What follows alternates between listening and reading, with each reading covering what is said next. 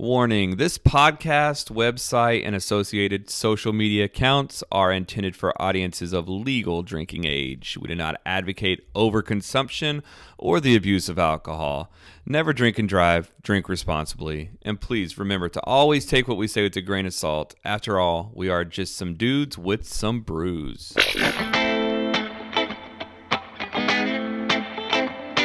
We started out by crawling out from under the thumb of the man.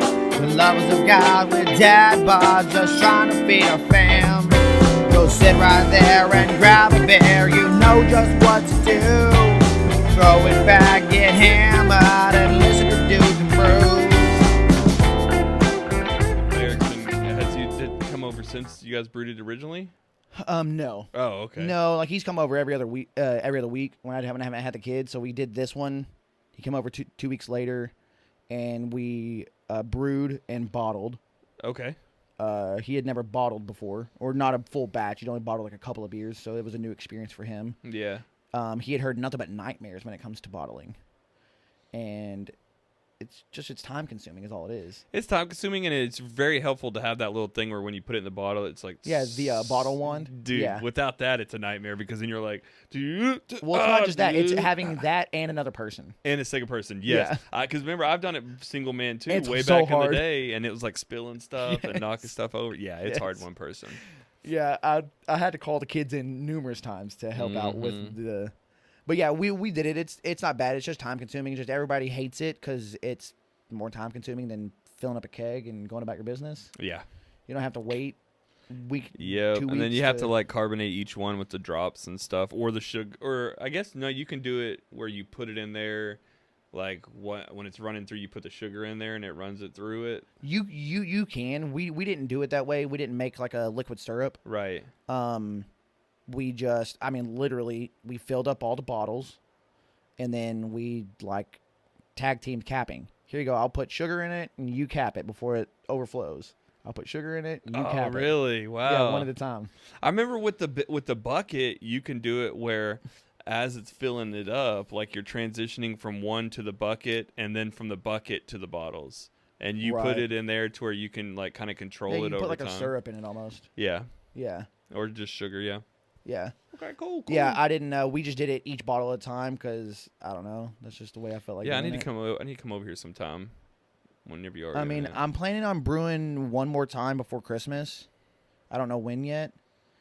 I did find a recipe for a golden stout. Nice. And the golden stout, I'm going to call it the Totem Pole Trench. The Totem Pole Trench. Do you know what that is? I know what the totem pole is. I know what a trench is. Okay. What is it? So, first off, I'll talk about a golden stout. So, you know what a golden stout is? Yeah. So, it's a stout. For those that don't know, it's a stout. Are we filming? Golden color. Oh, yeah, man. It's rolling. I had no idea, dude. That's okay. Hope that mic fright doesn't. Now I got mic fright. Nah, it's so it's one of those things where it's a stout in flavor. Got the same kind of reminiscence of a stout when it has like some chocolate or some coffee sometimes. Yeah. But it's going to be lighter in color. So I'm assuming it's not going to be as sweet, and it's not going to be quite as high in alcohol content is what I'm assuming. Okay. I did find a recipe that I'm kind of tweaked up a little bit that I'm going to take, and I'm going to call it the Totem Pole Trench. Okay.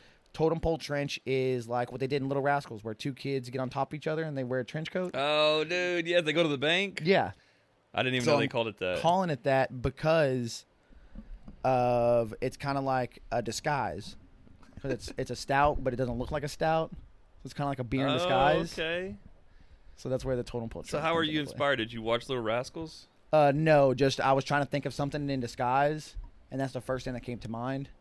The second thing was like some guy wearing those dumb glasses, like the glasses with the mustache. With the mustache. But I'm like... But what do you call that? I have no idea. So I was trying to find what Little Rascals was, like the two kids in a trench coat, and then it kept coming up with Totem Pole Trench. So apparently that's a name for it. So I said, well, there you go. Thanks, guys. Thanks, Google. Dude, are you going to make a label for it? Oh, yeah. I've already got a label made for it. Oh, dude, totally. Let me see. I don't know if it's... Do you know what you should do if you don't already have this done? Go ahead and talk about it. A totem pole wearing a trench coat. Okay. Yeah, I don't have it like with that. With a disguise. Oops, I bumped this. But with the disguise, with the mustache disguise too. Oh, with the mustache disguise. Yeah. Here you go. I'll show you what I made. Let me pull it up here. Send it to me. Yeah, because I already made this the other day. I was playing with it. So I said, hey, why not? I mean, you know how I am. I like to make artwork for stuff. So, see if this will send. But yeah, because I'm going to brew another beer when Justin comes into town. Me and him are going to brew one day. Together? Yeah. Called Brotherly Love? Basically. And I think we're going to bring back the, what do you call it? The rotten peach. Okay, cool. Because I was talking to him, and he said he likes peaches. And I said, well, this is a beer that I thought about bringing back, but I haven't done it in a while. Mm-hmm. So I don't have the original recipe. So I'm thinking we're just going to do just a standard, like, American wheat and just add some peaches into it. Nice. So if you're free when he comes into town, he's coming into town down around Christmas time. We can be like the from the Brotherly Love show. Like I can be Joey Lawrence. Yeah. Oh, okay. I don't remember the other two Lawrence brothers' names. I don't remember. Yeah. So it's this right here. Okay, you kind of did the trench. Okay, yes. That's actually a way cooler design than what I imagined. So I did it kind of black and white a little bit, kind of old school a little bit. I like it because it's like, it's black, so that's the thing that it's an imposter of. Yeah. It's not a stout, it's golden. Right, but it's got a little gold around it, but it made me think of like the 50s, or even earlier than that, like the 30s, like 20s. Yeah. The old like cop drama is what it made me think of. I don't know why. Yeah, so I even did the label in black and white. Yeah, just kind of messing around with it. That actually looks pretty cool, though. You're getting better at these, dude. So is it going to be 7.5? No, the recipe, I think, right now... Let me look at it, because what's also cool about the grain father, it automatically tells you what the original gravity should be, tells you what the APV should be based on just the ingredients. So right now, with this one, it's looking at right around 9%. Nice. Which I don't think will be bad. Yeah, I'm not mad at that. Yeah. Dude, you know what I'm just thinking of? You know how we've like looked at that Dudes and Brews logo and said that the ampersand like kind of hides in the back? Yeah. Instead of redesigning it, I wonder if it would be cool to just bring it to the front. Where you see it in front of the letters. The letters are what people always notice. Dudes Brews. Yeah. Because it's white and thick lettering. Yeah. I mean, just play with it. Just see what it looks like. To the front? Yeah, bring it to the front so you can obviously see it's an and sign. Yeah. Yeah, because everybody sees Dudes Brews and they don't think about the and. I think it's also helpful to have it off-centered like the way you have Dudes Brews. Oh, because the L works. It's because the L works on there, yeah. Well, yeah.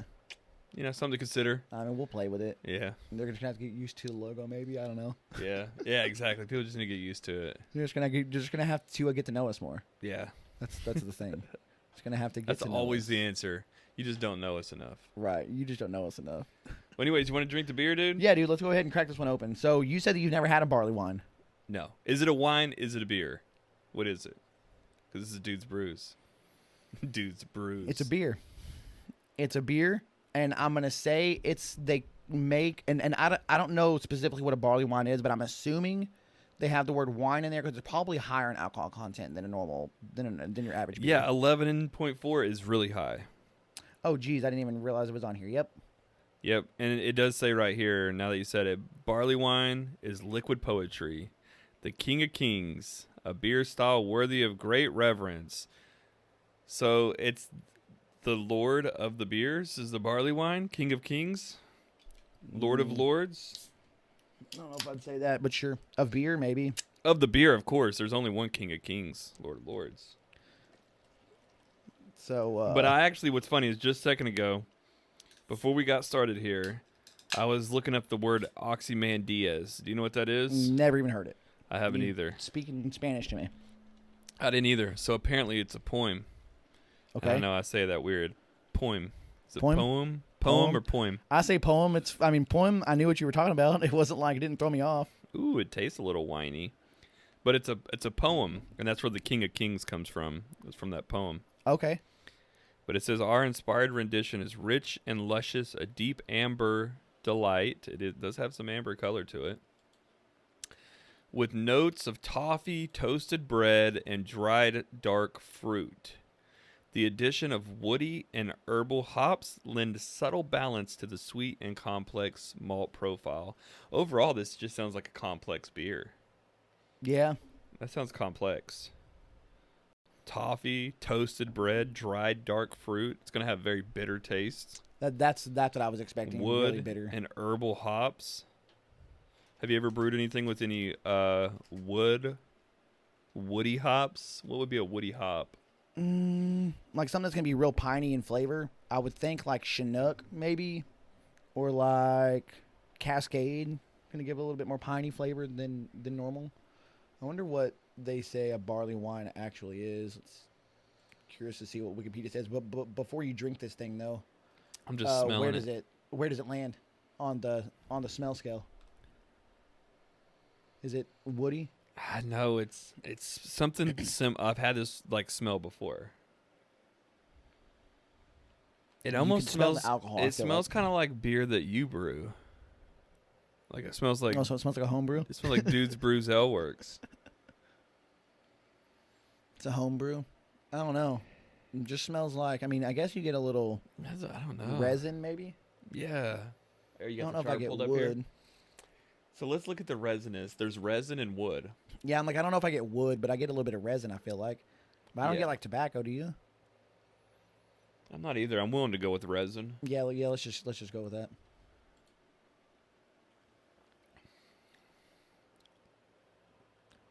I feel like it's really, really malt forward. Yeah, really. Like, I feel like it's nothing but malt.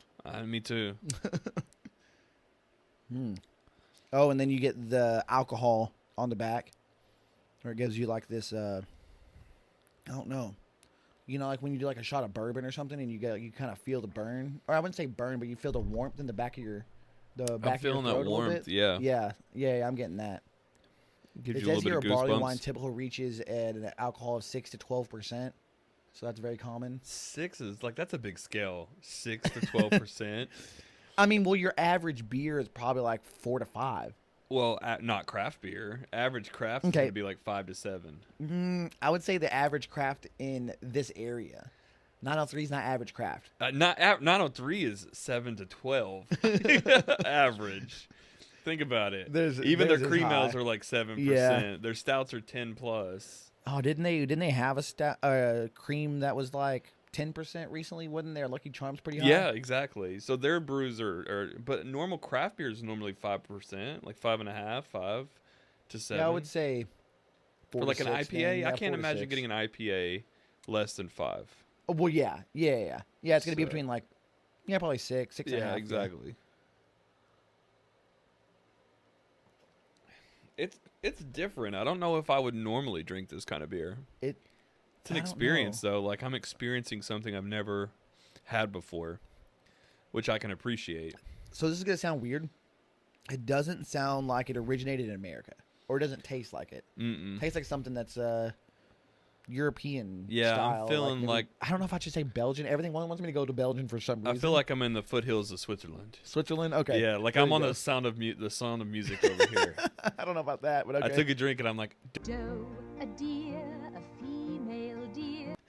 That's what I'm experiencing. See, I need to watch it. You've never seen it? You have brought that in particular song up a few times, and I still haven't.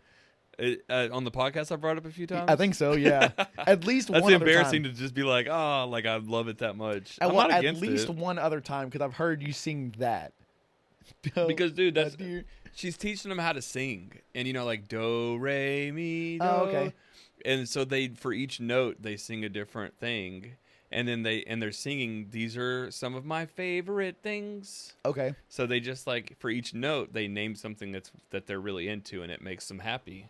Oh, I got you. Yeah, dude, that movie's great. Yep, never saw it. Yeah. It's one I have to watch then because I'm not opposed to a musical. I haven't seen a lot of them, but the ones I've seen have been all right. Yeah, and this is mostly not a musical. The only time it's a musical is when she's teaching them song.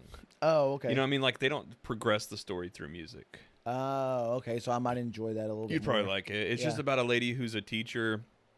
She works it's at like during some war, right? It's during World War II. Okay, So the Nazis actually come into town and stuff. Oh, dang. So it's about there's this I don't know how they did it over there, but where there's a bunch of nuns, they would send off one of their nuns to be a babysitter type, raise up kids for rich people. Okay.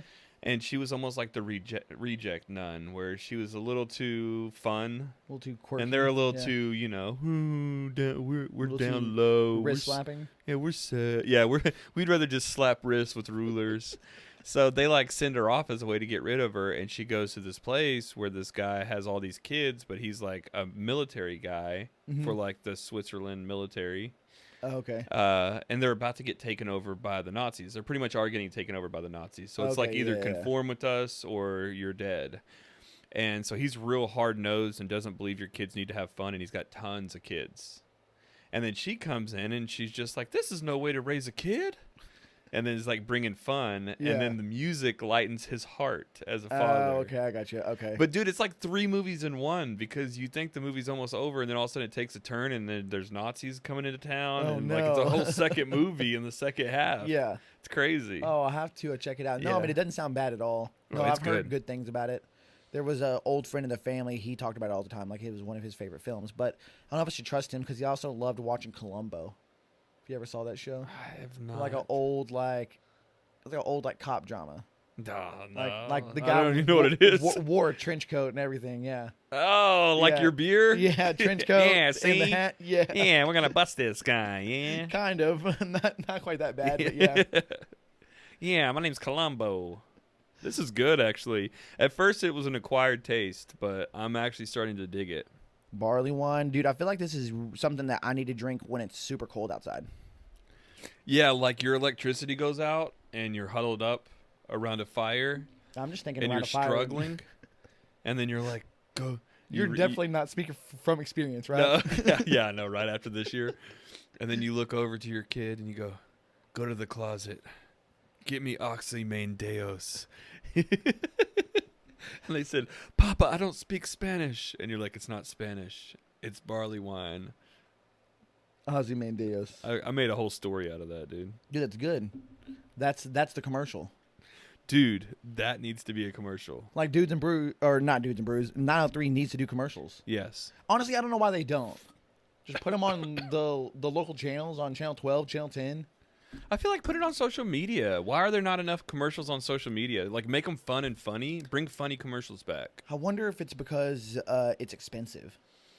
Maybe, but if you make it low budget, as long as it's funny and no, like, I'm quirky. not even saying that. I'm not saying the filming. I'm saying actually getting it onto social media, because like to do advertisement, you have to pay for your ad space, and I wonder if the ad space is already expensive enough just to do like a photo. Because I've seen 903 does ad space on like Instagram or like on Facebook. But I wonder if it's more expensive if you put like a video instead of a.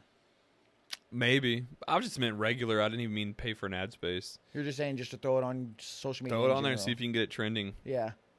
You can do a contest where like you like it, you share it, and then you get a free 6-pack of beer. So it's funny because this makes me think of when I was working at Best Buy, there was a dude that I worked with that did.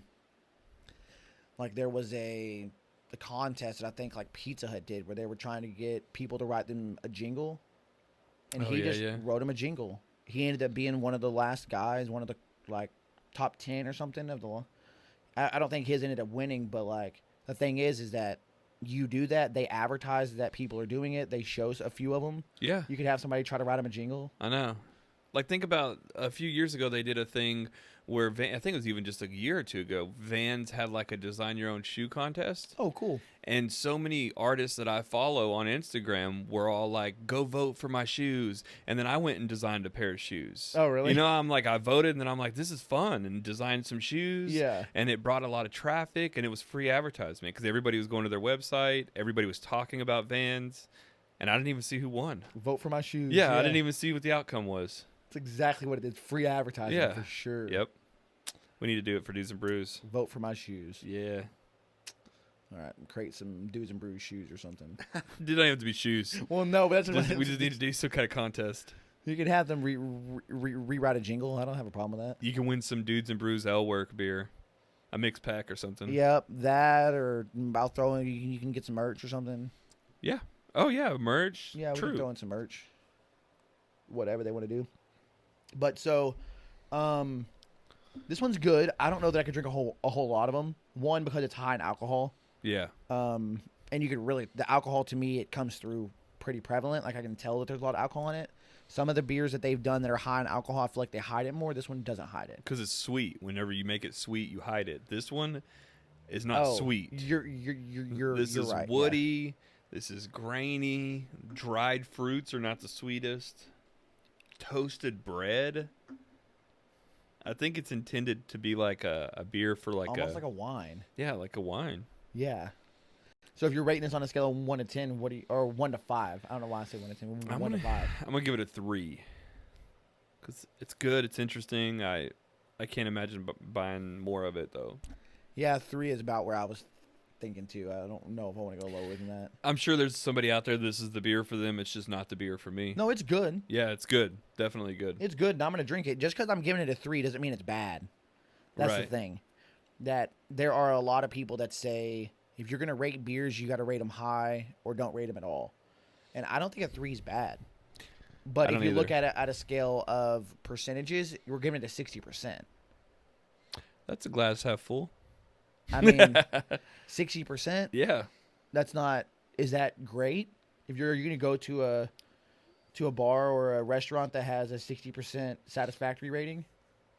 Trying to think of Yelp reviews. Like Yelp, if there was, I don't know. I feel like I just take it for granted salt. I'd read the reviews and say, okay, well, this just isn't the beer for this person. But if I find someone who like loves barley wine and they say this is one of the greatest barley wines I've ever had, I'd be like, I trust that person's opinion. I mean, I'll tell you this. I'm not one to actually to look at reviews before I go somewhere. I don't. Mm-hmm. But when I was in Denver for training one time, and the guy I was with, that I hung out with the entire time, he did. And he goes, dude, we're not going to a place. If he would look on Google ratings, and if Google rated it under like a 4, we're not going. And I'm telling you, I had the best food. Had some really good food. Yeah. I go, so I think ratings do work. Ratings do work. But one thing that he did say, watch out for it if they serve alcohol. Because sometimes the ratings are going to be skewed because people are not necessarily rating food. Sometimes they're rating how good the alcohol is. And I go, maybe, yeah. I can understand that.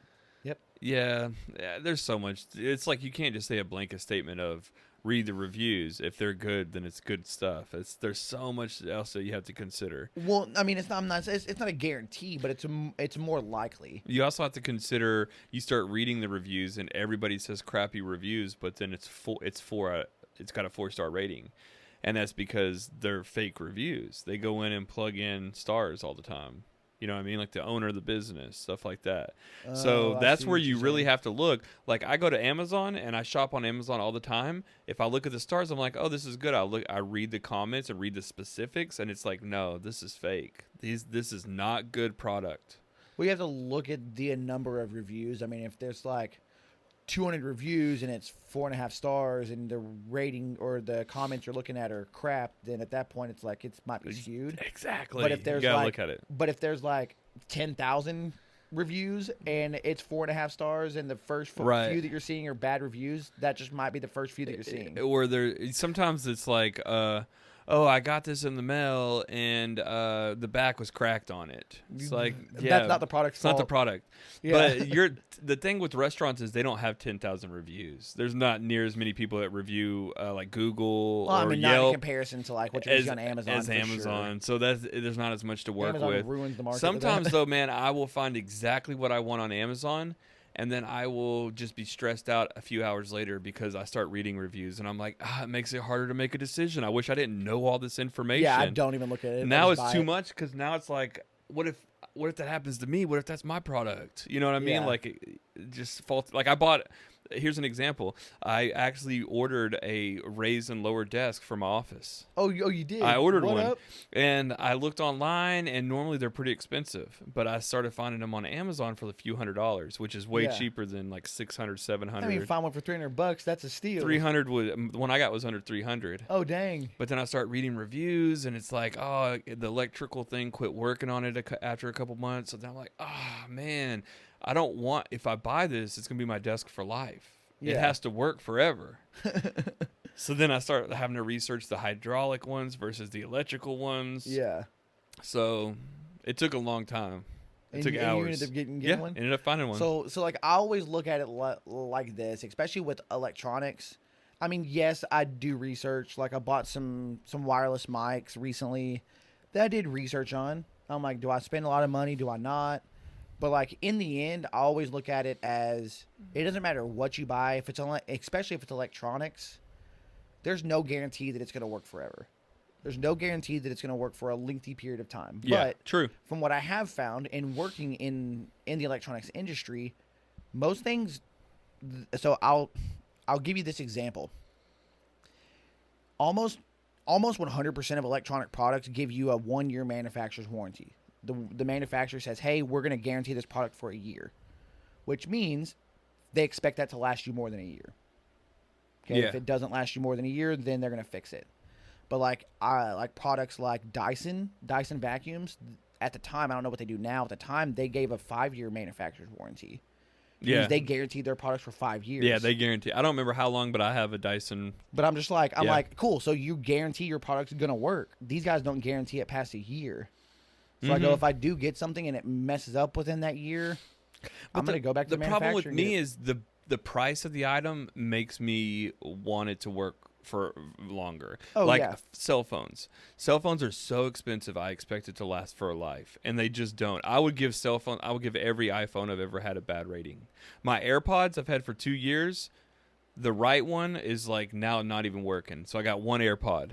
So I'm like, I would give this a bad rating, but other people are like, "What? Those are the old model. I've already gotten 4 sets of iPods since then." I'm like, "Well, who are you? I spent like $150 on these things. That was a Right. lifetime purchase." No, so like That the was thing expensive. is with phones back in the day, we used to sign 2-year contracts. Yeah. I was just convinced Yep. that the phone was only going to last you 2 years and it was going to break because they wanted you to get another phone. I'm still convinced Because they wanted you to upgrade. I'm still convinced of that. My iPhone 5 I had forever despite the odds. And it was only until it really completely quit charging. It was Yeah. already a battle for years. Where you're like having to yeah, I had to get hold it just right. I had to hold my eye right, and then left leg eventually in the it just air. completely died. And I'm like, Yeah. well, now you got me. But like my iPhone, I got a 10X, and Charity has the 13. She had to get the 13 because her 10X, after like 7 months, she had to only use the speakerphone What? because the earpiece didn't, the speaker in there didn't work. Oh yeah, I had that on my last one. I just Bluetooth headphones at all times. Otherwise, I couldn't use Yeah, it. so every time she'd be out, she'd be that person that always had to have me on speakerphone. So eventually, I'm like, her contract, or she finally I think paid it off. Like we pay monthly fees. Yeah. Until it's paid off. She finally paid it off, and then we updated it at the payoff. Right. Mine's still going strong, So but they're trying the to real get me. question is what's worse, the person on speakerphone or the person on FaceTime? The FaceTime. The FaceTime's worse because it's like, why? Both those are pretty bad. Why are these people looking at each other in public? But I do a FaceTime though, but only when we need to I'm like, all right, FaceTiming. Hey babe, which one of these do I get? Look. If there's There's a a reason purpose. to look at something. Yes. Or Charity's she's like looking at a shirt and she's like, hey, I'm going to send you a picture of this shirt. And then I'm like, it's not coming in. I'm FaceTiming you. Right. It's not loading. Yeah, I I'm get that. FaceTiming you. I got to see this shirt before you buy it for me. So if there's purpose, FaceTime is very valuable. But I know what you're talking about. There's that person who's Just walks around having a who's conversation. just out. It's weird. It's like, that's just a weird thing to do. So it's worse than the speakerphone. Where Yeah, because it's speaker 2.0. It's speaker plus some. both of them are awful. They are. And I want to just go over and slap it out of their hands, like, stop. But like my brother's like that. Who FaceTimes everywhere? No, speakerphone. We'll be sitting at his house watching the football game. Somebody calls, speakerphone. What's up? I don't want to hear your conversation. Like, I'm watching the game. Yeah, bro, we're watching the game over here. Like, it's one thing to answer the phone, and that's cool, whatever. But like, I don't want to hear his voice too. Yeah, I like to use speakerphone when I can though, because just simply from clarity? from working forever with the headset. Oh yeah. I'm so tired of having that. My ears, my hearing is just like, I'm tired of having noise really amplified in my ear. Oh really? Oh man. So yeah, I can't deal with it. It almost like makes my ear ring. Nah, man. Like, I gotta be hands free. Nah, I prefer you gotta get a pop headphones. socket. You do a pop socket, you can get like I call it the tabletop. What's up? No, I'm just saying, like, if I'm gonna have a conversation, and usually if I'm on the phone, if I'm talking on the phone, it's either super short or I'm talking for a couple of hours with one of my brothers. Oh yeah. And if I'm gonna be on the phone for more than like five or 10 minutes, I gotta have something. I gotta have hands free. Otherwise, like, maybe it's just me. Maybe I got a hot face, but the phone gets hot on my face. And then I'm like weird about switching it back and forth, and my arm gets tired. And I'm just like, all right, I'm done with this. Let's put on some headphones. So the story's coming full circle now. Yeah. So back to my iPhone 5, it had a problem where you know how whenever you pulled up to your face, it goes dim. Yeah. Mine quit working a long time, so my fat face would be like pressing buttons, muting the phone, Sweating at the same time. Yes, and then when the screen is on, it does get hot. Yeah. So it would be heating up my face. Yeah, Literally. so your face, this part of your face would be all sweating and hot. I know. So I'd be talking to my mom and be like, and then be like, what? Oh, and like touching stuff, clicking buttons. I know. It's just irritating. Dude, that's when you get the Bluetooth, but then my Bluetooth didn't work for the longest time, so I had to use the plug-in headphones, but whatever. Back to the point. Electronics, man, they're too expensive to not be lasting as long as they should. Maybe. Yeah, so I hope that desk works out for you. I have to come by and check it out. I'm also getting I got a chair too that raises with it, so I can stand So I that can you can I sit can tall? kind of be sitting or sitting tall. Yeah. I think it's gonna be better for my back. My back's just been shot for too long. Dude, honestly, like when I was living in Denver, I worked in a warehouse, and I had to sit at a desk all the time, make labels for product going out. But we had a desk that was chest high, so the chair was made to be tall, so you could sit tall or you could stand. And I'm like, dude, I don't know why I've never just thought about buying a tall table and chairs. Yeah. You wouldn't even have to raise and lower it. Well, I feel like I just need a variety. So, because I feel like if I got a tall chair and desk, I would then get tired of that. Because sometimes I do like to slouch in my seat. You know what I mean? Sometimes I want to get really low and slouch, kind of like this. Yeah. But I can't do this for very long. But if Right. I've been sitting upright for a long period of time, oh, this is heaven. Oh, really? Sink down into it, melt like a butter on a pancake. Yeah. Okay. But I then, feel you know, sometimes I want to be like assert, my back straight, Right. sitting up. Sometimes I want to stand. Yeah, I also no. move a lot. Like, one thing I noticed is I just can't sit still very long. So I think that'll help me. Dude, when I do calls at work, if I'm not physically having to use a computer, and I have this problem when I'm on the phone just in general, I get up and I pace. Yeah. I mean, even if I'm on a phone with one of my brothers, I get up and I pace. I don't know what it is. Oh, if I draw, if I'm not having to use my phone, I'm just sketching. You're drawing? Yeah. Okay. But So mostly. we both have to do yeah. something. Yeah, I got to do Doing something. something. All right, man. I can't just sit there like this, all awkward. Well, man, let's go ahead and get into the episode here. I know we've just been kind of just BSing for a while, Well, right? do you want to talk about this Ozymandias? Well, I don't even know what this is. But remember, I looked up the poem for it. Oh, yeah. Let me look it up here. Yeah, so I think it only makes sense if they're going to call their beer the Ozymandias. You know, honestly, at first, I thought you were just telling me something really cool. And then I looked at the can and I said, oh, okay, that's where he's getting that word. But the can looks like Breaking Bad. Well, so the barley wine part looks like Breaking Bad, but this sun But the colors. And and that colors, looks like the I guess Albuquerque that's desert. The desert. At first, I was thinking the sun made me think of like Star Wars. The sun, it would have like 3 suns if it was Star Wars. Yeah, something like that. Yep. So this is the little poem right here. So Yep. it's pretty short. Ozymandias. My name is Ozymandias, King of Kings. Look on my works, yea mighty, and despair. Nothing beside remains. Round the decay. I don't know what it means, but yeah, maybe we it's should. a name. It's just a name. Ozymandias, King of Kings. So that's what it's trying to say. So I see what they've done here. And, you know, I'm actually a fan of this. This makes me like this beer a little bit more just because I understand the name now. Okay. Because, honestly, it is what they're saying is it's like this is way better than the way Budweiser advertises their beer as the king of beers. This is the king of beers. It's Ozymandias, the king of kings. I mean, kind of, but Scripture is the only place that's ever talked about the King of Kings, about Jesus being the King of all the kings. So I think that this poem is almost like referring to that title. Like they took that title from the Bible. And you're probably right, but I'm just referring to them labeling this and calling this like the beer of all beers. Yeah, probably. But then look, but it says here, so let's read it from the top. I met a traveler from an antique land. So there's a traveler from some far off old land. Okay. Who said, and this is what the guy said, 2 vast and trunkless legs of stone stand in the desert. So think about that. There's 2 big, and they don't have they're trunkless legs of stone. What does trunkless legs mean? Is it referring to one of these? What do you mean? Like these things in the desert. These are like mountains. Yeah, what are those things called that are look like legs? They're like it's like canyons. These are like canyon mountains. Yeah, but the things that are raised out of the canyons, like that one right there. What is that I called? don't know. Piece of You know how land? there's like plateaus and there's mountains and I think it's there's just like a piece of a mountain, dude. I don't think you're going too far. Bro, into that it, is not a piece of a mountain. I don't know. You need to go back to geology. 2 vast and trunkless If it's legs not of even stone. geology, what is it? The study of land and stuff. I don't even know. Like It's definitely not a mountain. though. geography. Yeah, geography.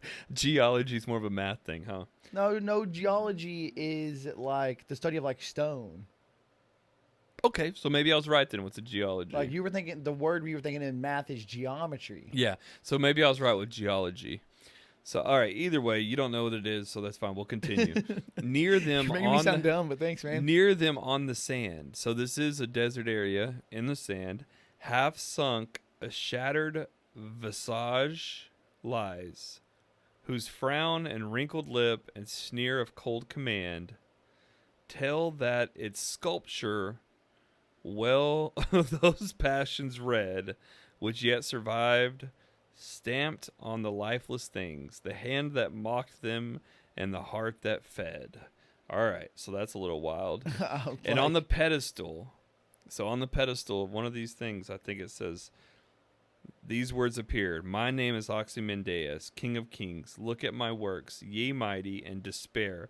Nothing beside remains round the decay of the colossal wreck. Boundless and bare, the lone and level sands stretch far away. So I think it's talking about the creator. Maybe, dude. I've always been like, look at the works. Poetry's always gone whoop. It's saying, look at my vast works. Look at these vast in this desert area, these peaks of, what you said, carved out mountains. Yeah. Colossal wreck. Like these valleys. Yeah, these, look at it. And the name is canyons. Ozymandias. So it's almost saying that the creator of all this stuff is Ozymandias. But that's a weird name, Ozymandias. Round the decay. All right. Well, that's what it is. Ozymandias. I think we gave I it think props. you're going too far. I don't and think so. They are saying it's just the beer of all beers. Yes, the creator of all great things also created this barley wine. I think that's what I think it's what it is. Yeah. Yep, you're right. King of right. beers, Budweiser. King of kings, Jesus. King of Ozymandias is barley wine. King of barley wine is Ozymandias. So, Okay. there we go. I like how you went like super far into that. We're going deep here, dude. I mean, This we're is getting deep. super When you- inside baseball If you're here. you're super inside, if you're drinking a barley wine called Ozymandias, things get really deep. I guess so. Yeah, I mean, and the alcohol level kind of helps a little bit. maybe a little get bit. you loose a little bit. Yeah, maybe that's what it is. That 11.4. I mean, that's like drinking 3 Buds. It's like drinking 3 Bud Lights. So basically, by now I've had a whole Bud Light, Yeah. maybe 1.5. All right, let's get into the episode. All right, what you man, got so for I me, got dude? a couple You got things something for you good? here. Yeah, I hope so. So we're gonna do a start bench cut, super fights, Okay. super fights with the UFC. So we got Ooh. 3 super fights here, and then we're gonna start bench cut them. So we got Dustin Poirier and Colby Covington. Okay. Israel Adesanya and Kamaru Usman, and John Jones and Francis Ngannou. Ooh. Okay. I got it. So start bench cut. What do you got? I'm gonna start bench cut based on the realistic aspects of this happening and ones that I would actually want to watch. So Okay. I can I actually can already see what you're gonna go with. But go ahead. Colby and Poirier as my start.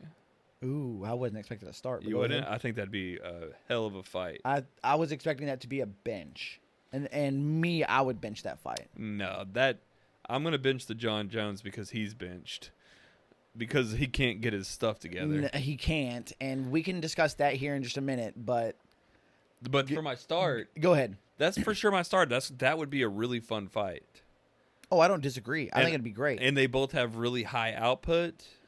The only thing that I think that Colby would wrestle him a little bit, which would tear apart his Dustin's cardio. Yeah, but Because you know how Dustin does really good at wrestle defense, though. Yeah, but that's the thing. It's not about Colby doesn't wrestle you to take you to the ground. He wrestles you just to get you tired and to mix things up. Colby mixes his wrestling in with his strikes, Right. but Poirier, he's got a lot of strike output as well, and I don't think that Colby would be able to throw so many strikes. I don't think he'll be able to get on the inside and mix together his strikes and wrestling that good. I mean, it depends on who's fighting off their back foot. I mean, Colby is usually the aggressor. They both are. Yeah. So You know what I mean? That's That's why- who's gonna have to fight off their back foot. That's why it would be. I Right. agree. It would be who's backing up. So it would be a fun fight. And No, they I would mean be I in agree. the middle. I wonder how the card or how the weight would do. That's what I'd be concerned with. Not that- the weight. Not that Colby's a big 170. He's really not. He's not a huge 170. I think he makes it pretty well. Yeah.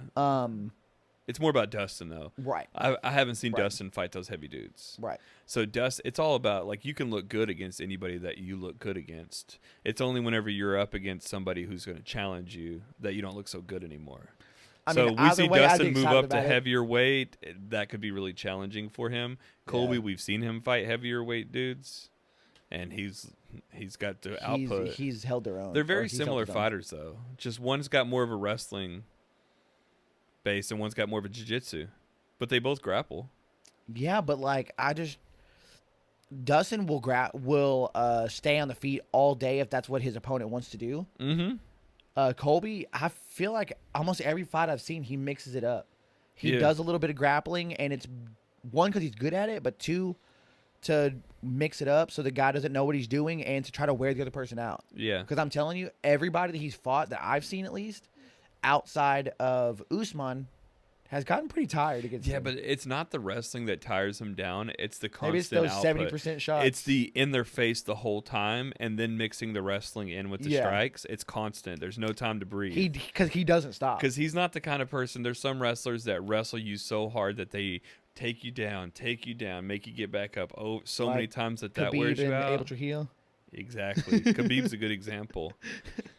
But Colby, he just mixes takedowns in with it. It just And then he's willing to keep you guessing. And he's willing to strike on the ground where you can use your hips and get out. Yeah, And he's fine with it because he's like, oh, that's cool. I'll just get back up and just keep pushing forward and getting you some more. right. You know, he doesn't focus so much on his wrestling that he's just, I would rather make sure I hold the position. No, And that's exhausting in itself But I as someone feel who like- holds the position. right. But I feel like he mixes it up a lot more than Dustin does. Like when I say that he'll Mixes the striking and wrestling. right, yeah, Yep. which is extremely tiring. Wrestling, jiu-jitsu, any of that grappling it's so. I feel like it's so much more tiring than striking. It takes so much more striking to get to the level of exhaustion. Yeah, Colby does it, though. He's able to stay in your face so much that it's And he equivalent doesn't to get wrestling. I know. I've never seen that dude tired. Yeah. Did you watch the fights this Saturday? Nah, I watched the I co-main. watched part of them. I watched the co-main and the main. Watched them this morning, or actually. at least I saw highlights. Yeah. So I watched the when you watch the Arlovsky fight, Arlovsky he's going for that busy striker. Oh, he does. Okay. That's his new game plan because he's just been clocked too many times. He doesn't have the power anymore. Yeah. or he doesn't have he doesn't have the chin to exchange power. Okay. So instead he tries to go with like less power strikes, more stay on the outside, kick, Yeah. throw a bunch of jabs or straights. But then you watch him with that game plan, and it's like he slows down, and then third round he's just done. And he gets knocked out. Yeah. He's heavyweight, so it's different. Right. But still, Colby could do that for 50 rounds. And have no problem. constantly throwing. He could be beat up, his face is bloody, and he's still doing it. Like, are you familiar with a guy named Cameron Haynes? It sounds so familiar. Who So is he? Cameron Haynes, I would call him a professional hunter. Okay, he's a social media influencer that has like an average life, but he likes to hunt and he likes to run. When I say run, he runs like basically a marathon every day. Wakes I've up heard early his in the name. morning. I don't know where I've heard It's him because he does the keep hammering. from. Okay, that's where I've heard. Yeah, Yeah. because he shoots bow. Yeah. So his idea is I need to be as physically fit as I possibly can, so that when I go out there to go hunting, I can kill an elk as quickly and as humanely as possible. And Okay. if I can't climb these mountains and do these things and get into the position to do it and do it effortlessly, then I could potentially make a bad shot, and that is a disservice to this animal that has worked their life. So he's trying to do it as humanely as possible. But his thing is that It's a disservice to the animal. to like shoot it and it run off with an arrow. No, and, I'm like, with you. I mean, survive. yeah, if you shoot a deer He wants it to die incorrectly, then quickly. yeah, it's gonna bleed out. It's gonna run 7 miles. You have to be in shape to catch it. But I just he thought wants it it to was die funny doing quickly. disservice, like you're servicing the animal. I mean, I don't know if I use the right words, but Yeah. you get the gist, right? Yeah, I'm with So you. like he runs like I said, a marathon a day. Wakes up wow. in the morning and runs on his lunch break, runs in the evening, still spends time with his family. He just runs a lot. Mhm. And I've seen him because he lives in Utah, I think, and he runs like the canyons. And I've seen videos of him and Colby like running together. And I'm like, dude, if you're running with Cam Haynes, like, Oh, yeah, Colby. you've got crazy cardio. I'm sure he's got way more cardio than that dude. I mean, possibly the MMA other is- guy did a 240-mile run because it was fun. Wow, but there's Oh, yeah, also a sounds different stupid. there's also a different usage of like I feel like MMA is one of the hardest sports when it comes to how much energy it takes out of you. You A know what lot. I mean? Yeah, There- because like you're all using sports. it the entire time. It's not it's not explosive bits here and there. Exactly. And then on top of that, you're using different kinds of energy in different ways. You're using a lot of brain power to Right. constantly be aware. Like when you think about a soccer players run almost the whole time. So you could be like, well, But if soccer you're on players. defense, you're chilling out half the time. No, you're always running. I feel like if you're on defense, you're chilling out. Sometimes when these guys are on offense, you're still up there, but you're not. So then it's doing like all saying the that same the work. offense. I agree that the midfielder runs the most out of the Right. offense and the defense. So forward and I don't know what the names of their I think it's it. I think it's forward. What did I call the defense at first? defense. I don't know what you call them. Okay. Either way, there's Midfield? only 3 types, and Oh, the one okay. in the middle runs the most. Yeah. Offense and defense run almost the same. I mean, I'm as not midfield. saying that they're not running a lot, but like They when are it's running a offense, you're lot. back there and you're not necessarily chilling, but you're not doing as much as the offense is in that moment. So when I say that there's little bursts of energy being used, that's how it is. They're It's a running burst the of whole time. energy. Either way, so soccer you run the entire game. It still doesn't seem like as much energy as MMA. MMA is because you also have the fear and you have to be very sharp and then you have to have your breathing right. Soccer and these running sports, think about it as like you can just focus on your breathing. You know what I mean? Yeah. You're just running, you're breathing, you're like, I'm really tired, I'm just going to keep breathing. Yeah. MMA really wears them out the most. So I feel like Colby is probably one of the top athletes in the world in general when it comes to cardio. People don't like him, but he's good at what he does. Oh, he's an idiot. Oh, I love his character. His character makes it great. His character's funny, but in general, he's just an idiot. The way that anybody who uses that kind of character to get famous, it's like, I mean, yeah, right, dude. You just sold yourself out to be like, you want to be a jester or a clown. Yeah. And you're cool with it. So I don't know. That's what made me more of a fan, not just his. I mean, His style. I want to watch him because he's funny. Right. And because it's like, he Right. makes everybody mad. So with that fight, you're gonna start it. I'd start that for sure. So I would bench that fight. Okay. Who's your starter? Start would be Francis and John, and it's because I think not because would be the most excited about it, because I think it would be the most even matchup. So I look at these fights as what's the most even matchup. I think that fight is the most even. That Francis has a lot of power. John is, from what I've understood, I mean, he's too big in my opinion. He's trying to get to like 270, 275 so we can cut down. John? Yeah. No. The last thing I heard is that he wants to cut down to 265. He doesn't want to lose power. He wants to be just as strong as everybody else. And I think he could weigh that much. But he needs to that's be a like lot. 240, 230. I think would be I think it great. needs to be the limit, 255. The limit is 265. Oh, 265. Either way, I think he should weigh as much as he could. Well, that's what he's trying to do. He's trying to get to like 275 so we can cut down to a 265. Yeah. And I think that he's going to be slower. Yeah, I just don't know if that's an evenly matched fight, but I do think it could be the It's most more evenly. even than any of the others. Now, granted, That Colby one seems like it could be as even as that one. We just don't know. Both of those I fights are don't. intriguing. Yeah. The other one, I don't think it's intriguing at all. I'm sorry to say it, but Usman's going to wrestle the crap out of him and he's going to take him down. See, and you it's going to think be that, so but stupid. it's funny. You always think that. Just like I think Francis Ngannou, he's way more powerful. John is very hittable. I mean, it I could think be like when he I think- knocked out Stipe. Could just knock him out real cold. That's what I'm thinking. He could just come in and clock him and knock him out, and it look easy. And I wouldn't be mad. However, we watch the fight and we're like, "What are you doing, Francis? Move!" You know what I mean? Because John Jones has a way of doing that to people, where you're like, "Why are you not fighting him?" Like what he did Get with in his face. Thiago Santos, where Santos just kind of stood there you're the whole like, time. What are you doing? Yeah. Yeah, John Jones has a way to do that where he's just really intelligent fighter. Yeah. And he gets people like in their head. They don't know what he's doing. They can't predict it. He hits them with weird shots that they don't see coming.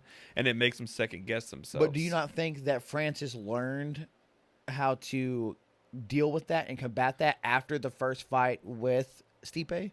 I think he did. That's why I don't think that one's so even. Oh, However, the same way that you could be really shocked at the Colby fight, I could be really shocked at that fight and be like, wow, John Jones is just incredible. Because he's done that so many times before to me. Yeah. So, but I say put that one off because I'm like, that one seems like it's. I mean, it's let's not going to bench happen. it until John Jones is mentally ready to take it.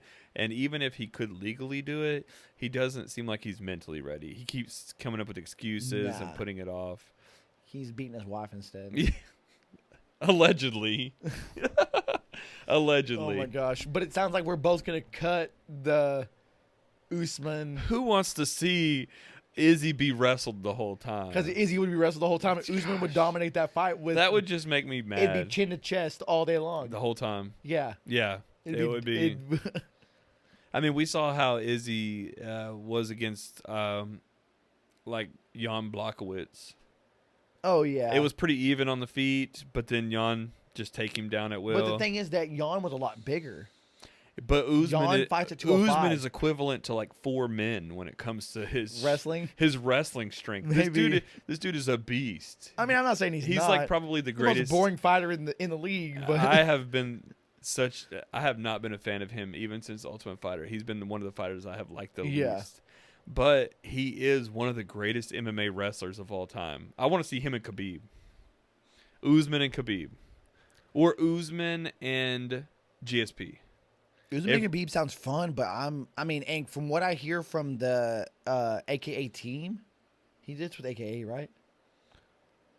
Khabib is. Yeah. Okay. Yeah. For some reason, I was getting confused with ATT because they both start with A, but yeah, he's with with AKA. And from what I understand, he still holds his own against those light heavyweights, the heavyweights. I believe it. That's why I think that would be a fight to watch. Makes me wonder, but it also again makes me wonder about the weight difference. I just want to see Marty get beat up so bad. But it'd be the first time that I would root for Khabib. So then, in outside history. of this, Colby and Marty are supposed to be fighting again. I'm excited. Dude, so I'm bro. excited. I want to see that fight so bad. I added it to my calendar because I'm like, I want to see it even if I go to like Heyday. We're gonna go. We gotta watch it. We're watching it. I think there was a conflict on my calendar, but I still put it on there because I'm like, I gotta see this fight, even if it's just to see the main event. Even if you just come for the main event. Yeah, I just have to. But the whole card is stacked. I forget which card it's on. It's not on the next one. I think it's the second. It's not the next one. I think it's the one after that. Let's the see. one in November. It's 268. It's on the 6th. Is it in November? Yep, November 6th. Okay, yeah. The co-main is Rose versus. Oh yeah, We always say it wrong. I think it's Zhang Weili. Weili Zhang. Yeah, It's either Weili Zhang or it's Zhang. It's Zhang Zhang's Weili. Zhang's Yeah. first. Yeah. Zhang Weili. Zhang Weili. Yeah. I mean, the rest of the card, I remember it was just stacked. I mean, just those 2 fights alone are worth purchase. Yeah, I mean, to be honest, For sure. because Rose is gonna go out there. I love Rose, honestly. Oh, I've been the biggest Rose fan forever. I've been a fan since she had hair. Yeah, I've been a fan since before she was in the UFC. Oh, really? Yeah, I've seen literally every one of her fights, every one of them. So who did she fight with before in the UFC? Was she with Invicta or something? I think it was Invicta, but I know her first 2 fights were like flying triangles. Oh, what up? Yeah, and then she was on the Ultimate Fighter show, and I knew her because I was a fan of Pat Barry when he was in the UFC, and they were together, and they're big social media stars back in the day. They kind of fallen off, but they used to be like real big into making videos. Oh, really? I didn't realize that. So I knew about her before she came in the UFC, and then I saw her fights, and then she had all the flying triangles. And I'm like, okay, dude, I think their relationship is what's made me love her so much. I've seen him grow over the years. Even listening to Ariel Helwani whenever he has them on, Right. I feel like I've It's seen him grow. Good. Yeah, Hearing them like lean on each other and stuff, dude, it's so good. the ups and the downs. Yes. And Pat Barry, man, he's the kind of guy He's either that really good or really bad. he's really good and really bad, but he's like you can relate with him because he's funny and he's just like transparent He's and he genuine. cries. He's genuine. I Yeah. remember seeing him on Fight for the Troops back when they used to have the UFC Fight for the Troops Oh, okay. fights, and they would fight literally Is at that military what they would base. do outside? Well, they would do at military bases. Oh, okay. And they would do the almost like the fight nights, but Yeah. they would go to military bases, and that would be the only people in the audience were like Why don't military. they do that members. again? That's so cool. I know. And I remember seeing him come out with his dog tag and like be crying and stuff, and I was like, Pat, dude, this is a bad look. It's cringe, but I get it. Yes, it's like I just felt like he was always transparent and a cool guy. Right. And he was always like a world kickboxer coming into the Yeah. heavyweights, and he was a smaller guy, and he was just fighting giants and heavyweights, and he had the skills, but he just didn't always have the killer instinct. Right. Yeah. But he had the skills, man. Dude, and that's what I've seen is if you don't have that killer instinct, it sometimes just doesn't work out for you. Especially heavyweights. Oh, for sure. You gotta kill or be killed because they murder in that heavyweight division, dude. Always. Yeah. So I know this has been a lot of UFC talk, but I got to ask you something else. All right, So cool. speaking of flying triangle, Okay. did you watch T-City and Alexander the Great? Yeah, I did. Tell me how did Alexander, how did he get out of the, not only the triangle, but that happened after the guillotine. That guillotine Tell me that was guillotine so wasn't tight. That guillotine His head was was so turning tight. purple, bro. I know. I feel like he must have been like an underwater, like a scuba diver, and he's practiced holding his breath for long periods of time. Because I feel like the only thing that got him out of that was that the choke was held so tight for so long that T-City started loosening up a little bit. Did you see his legs where he was flopping in water? I know. But it had to have just been the Like ability he to really hold your went breath. into panic mode and started flopping around. I thought it was over, dude. That fight was incredible. And I'm that- kind of glad that it round was wasn't good. over. It was so good. Oh, I'm glad it wasn't over either. I'm As excited that was as I that get would have really been if I'd have seen that, disappointed but- whenever somebody is like dominating for so long. Only whenever it's somebody that it depends on where I'm favoring, who I want to win. Yeah. So because I was in my mind constantly rooting for Alexander and like wanting him to win, I would have been bummed if he'd have lost right there really? because he was doing so good up to that point. See, I was rooting for T-City. Like a part of me, I don't know what it is. So Volkanovski's really, really good. Don't get me wrong, but something just rubs me wrong with him. I don't know if I don't like his attitude or what it is, but like That's the way I feel about T-City. I don't have a problem with seeing him lose.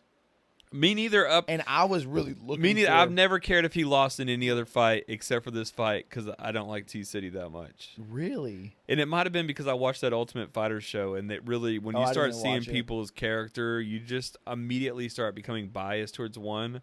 And out of them, it's like I started becoming like I liked this guy more than that guy. Cool. And So this is yeah. awesome because you watched the Ultimate Fighter. I didn't watch it at all. Yep.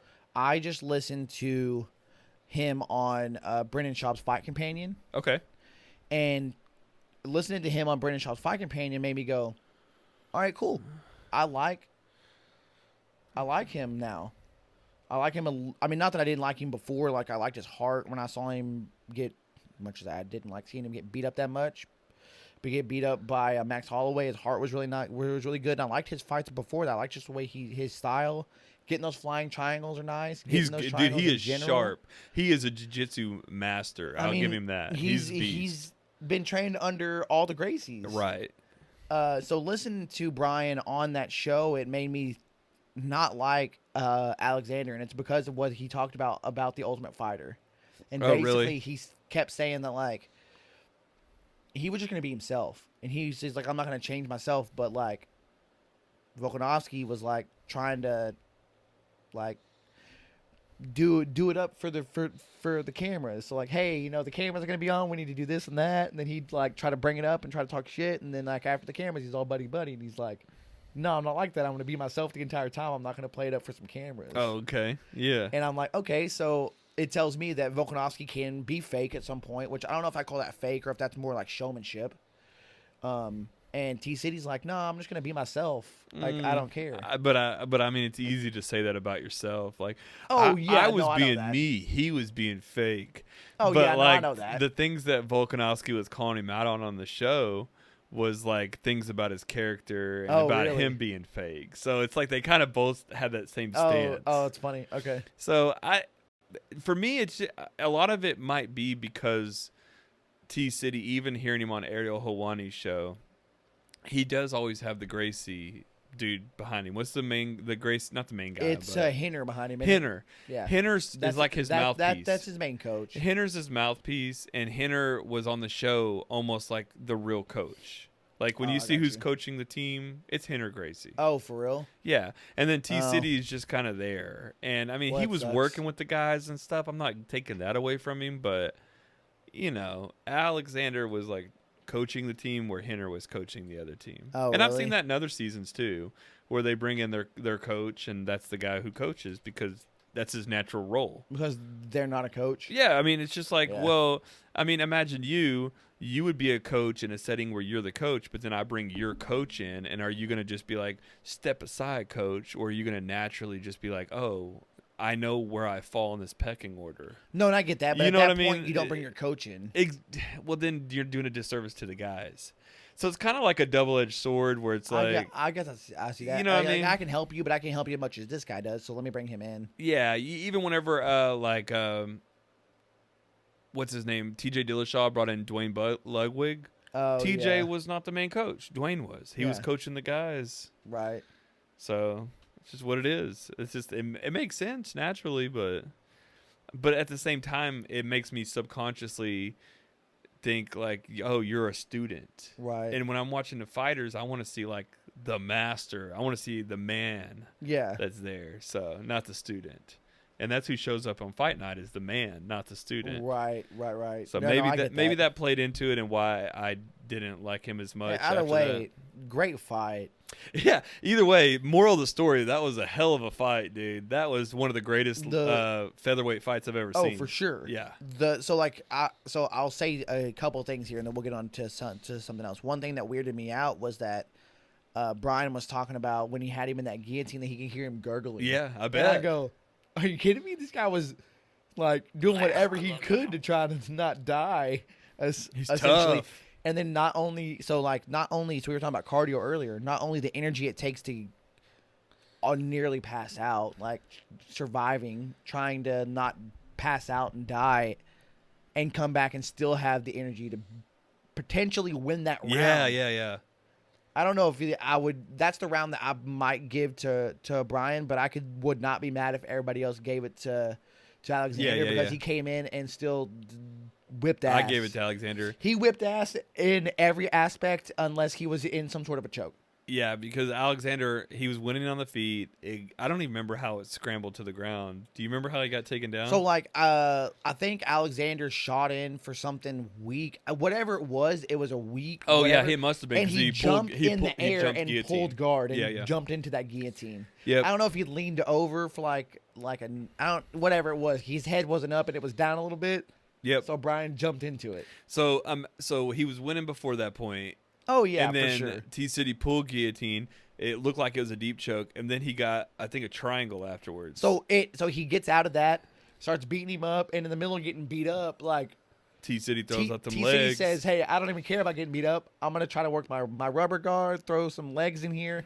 Got him in a triangle. That triangle was deep. And he ended up rolling over, and he had a mounted triangle on him. Yeah, that's right. Which is even worse. That's right. So, but this is a testament to his cardio. Because of that, he like ends up rolling out, and T-City ends up falling over his head. Yeah, he was too high on the mounted triangle. A little too high on it. He was too high on it, so it was a testament to Alexander's cardio and heart that not only did he, late in the round survive 2 super deep submissions, but then he stood over him and still started throwing hammers. Threw down so many hammers that T-City, he looked like he died. It looked like, the movie Ghost with Patrick Swayze? Yeah. It looked like his spirit left his body, and it was fighting some Dude, I some think demons. that was the round that when it was over, they came over and lifted him up and sat him on the chair. They did.